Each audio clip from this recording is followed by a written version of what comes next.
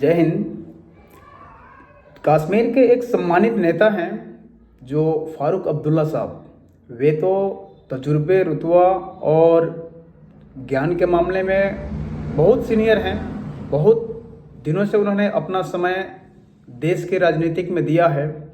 लेकिन कल या परसों का एक उनका बयान ऐसा था जो पूरा देश में उन्हें उस काबिल नहीं समझा जा रहा है, और उन्होंने अपनी इस अनुभव का शायद कहीं ना कहीं दुरुपयोग कर रहे हैं। उन्होंने संभल में हुए हिंसा पे, संभल में हुए घटना पे उन्होंने ये बता दिया कि उत्तर प्रदेश बांग्लादेश बन रहा है या उत्तर प्रदेश बांग्लादेश से कम नहीं है। फारूक अब्दुल्ला साहब को मेरा नमस्कार, और मैं उनको ये बताना चाहता हूँ कि फारूक अब्दुल्ला साहब, आप सिर्फ कश्मीर का नेता नहीं, आप पूरे देश का नेता थे और हैं। और आपका उम्र जो है वो नए पीढ़ियों को एक सुझाव देने लायक है और एक सही मार्गदर्शन करने लायक है।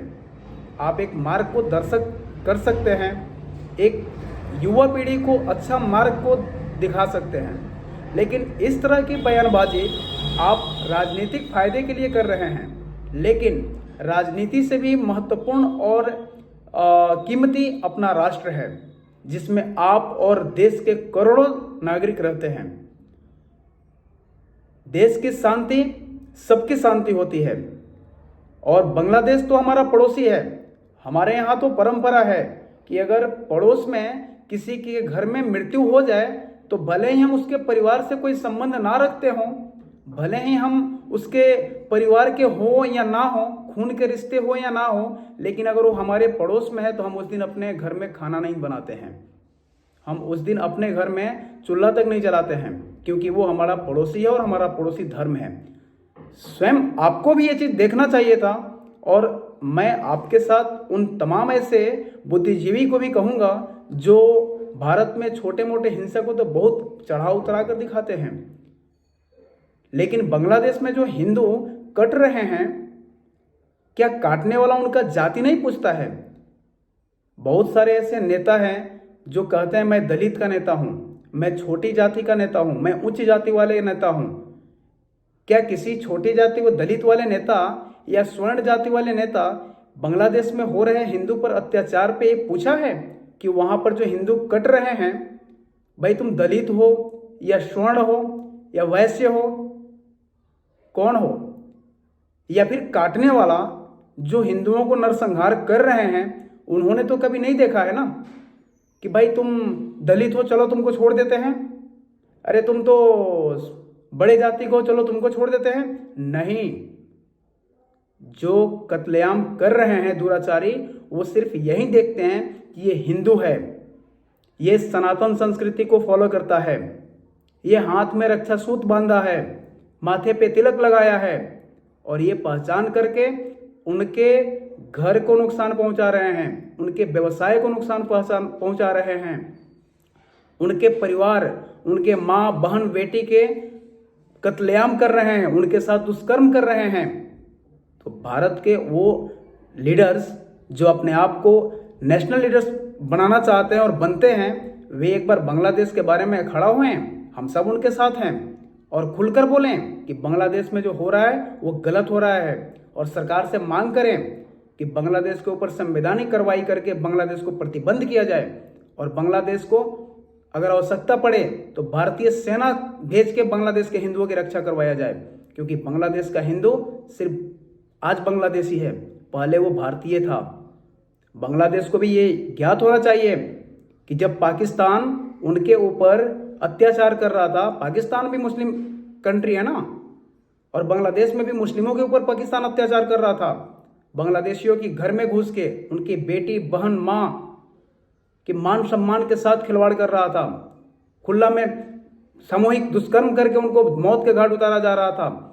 उस समय बांग्लादेश को ये याद नहीं है कि भारतीय सेना ने ऑपरेशन करके 1971 में और बांग्लादेश को आज़ादी दिलवाया। तो बांग्लादेश को ये ज्ञात हो जाना चाहिए कि जो डॉक्टर ऑपरेशन करके जन्म दे सकता है ना, वही डॉक्टर पोस्टमार्टम भी कर सकता है। और भारतीय सेना जिस दिन ठान लेगी ना, उस दिन जन्म दिया है ना, वही सेना ने तुम्हारा पोस्टमार्टम भी करके खत्म कर सकती है। बांग्लादेशियों, तुम समझ जाओ, अपने अत्याचार पे रुक जाओ। और फारूक अब्दुल्ला साहब को मेरा दोबारा नमस्ते कि आप जो ये बयानबाजी कर रहे हैं कि उत्तर प्रदेश बांग्लादेश बन रहा है, उसी संभल जिले में उसी मस्जिद के पास से ऐसा बहुत सारा रिपोर्ट आया था जहां पर उन मुस्लिम युवाओं ने आपका खुले विरोध किया था और बोला था कि फारूक अब्दुल्ला साहब देश की शांति भंग करना चाहते हैं। संभल बिल्कुल शांत है और संभल में कोई तनाव नहीं है, सब स्वतंत्र है, सब सुखी संपन्न है, सबकी जीवन बढ़िया चल रहा है। और झगड़ा तो आपके परिवार में भी होता होगा फारूक अब्दुल्ला साहब, जरूरी है कि देश में ही हो रहा है, तो क्या वो समझता नहीं है? वो भी समाधान के रास्ते पे जाता है, वो भी खत्म होता है। तो मैं ये चीज को अपने हिसाब से खंडन करना चाहता हूं एक भारतीय होने के नाते कि ऐसा कोई भी लीडर्स, चाहे वो किसी भी पार्टी का हो, जहां राष्ट्र की बात आ जाए वहां पार्टी ना देखें। राजनीति कीजिए ना, राजनीति कीजिए, लेकिन राष्ट्र के ऊपर राजनीति करना बिल्कुल ही गलत है। और मैं एक भारतीय होने के नाते इस चीज को, मुझे जो समझ आया, ये गलत है। राष्ट्र हित में और राष्ट्र की सुरक्षा में कोई राजनीति नहीं करना चाहिए, चाहे वो सरकार में हो या विपक्ष में हो। एक सेंटर बन के और राष्ट्र हित में बात करनी चाहिए और राष्ट्र की सुरक्षा को प्रदान करना चाहिए। बांग्लादेश में जो लोग अत्याचार कर रहे हैं वो ऐसा थोड़ा ना है कि वो सिर्फ हिंदू पे ही अत्याचार कर रहे हैं। वहाँ की जो प्राइम मिनिस्टर शेख हसीना, उनके ऊपर भी उन अत्याचारियों ने इतना अत्याचार बरसाया कि वो डर से कहें या जो चीज़ से भी कहें, उनको अपना देश, जिस देश में वे सर्वोच्च पद पर थी, वो छोड़कर और अब भारत में शरण लेना पड़ा। क्या वो भी तो मुसलमान हैं? वो भी एक मुस्लिम धर्म को फॉलो करती हैं।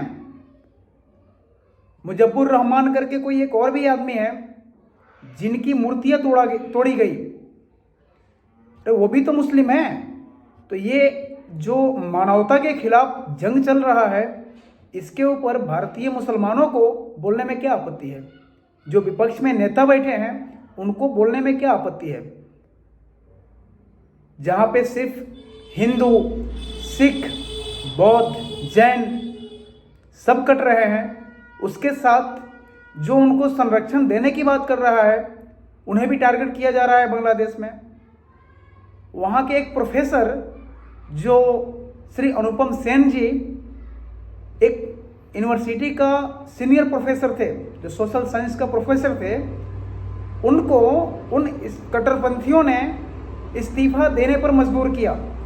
क्या भारत में ऐसा हो सकता है?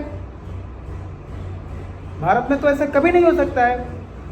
हम लोग के खुद के हैं, जो मैं जिस यूनिवर्सिटी में पढ़ा हूँ, जिस कॉलेज में पढ़ा हूँ, जिस स्कूल में पढ़ा हूँ, उसका शिक्षक भी मुस्लिम रहे और हम लोगों ने उनका चरण स्पर्श करके आशीर्वाद लिया। तो हम लोग के तो कभी नहीं आया कि हाँ हमारा शिक्षक मुस्लिम है तो मैं उसके साथ भेदभाव करूँ, उसके साथ शिक्षा ग्रहण ना करूँ, उसके ऊपर विरोध प्रदर्शन करूँ। तो फिर बांग्लादेश में ऐसा हो रहा है और हमारा देश का पूरा तंत्र शांत बैठा है। क्या उनका वोट बैंक खतरे में दिख रहा है? ऐसे वोट बैंक खतरे में उनका नहीं आएगा, क्योंकि शेख हसीना और मुजब्बुर रहमान ये लोग भी मुसलमान हैं। आप हिंदुओं के हित में ना सही तो कम से कम उनके हित में तो बोलो, प्रदर्शन करो कि बांग्लादेश में कैसे भी शांति आए। आप सिर्फ अपना वोट बैंक कब तक देखते रहोगे? आप राष्ट्र को वोट बैंक से मत कंपेयर कीजिए, राष्ट्र को राष्ट्र जैसा बनने दीजिए। और एक राष्ट्र की रक्षा करना ही आपका सबसे बड़ी लीडरशिप है। आप वोट बैंक की रक्षा करते हैं, लेकिन वोट बैंक से ज्यादा महत्वपूर्ण राष्ट्र है, क्योंकि आप जब राष्ट्र के लिए काम करेंगे ना तो वोट आपका ऐसे ही आ जाएगा। आपका वोट बैंक पूरा राष्ट्र बन जाएगा और आप राष्ट्र को सौदे के नजर से देखेंगे तो वही वोट बैंक आपको एक नजर उठा के नहीं देखेगा।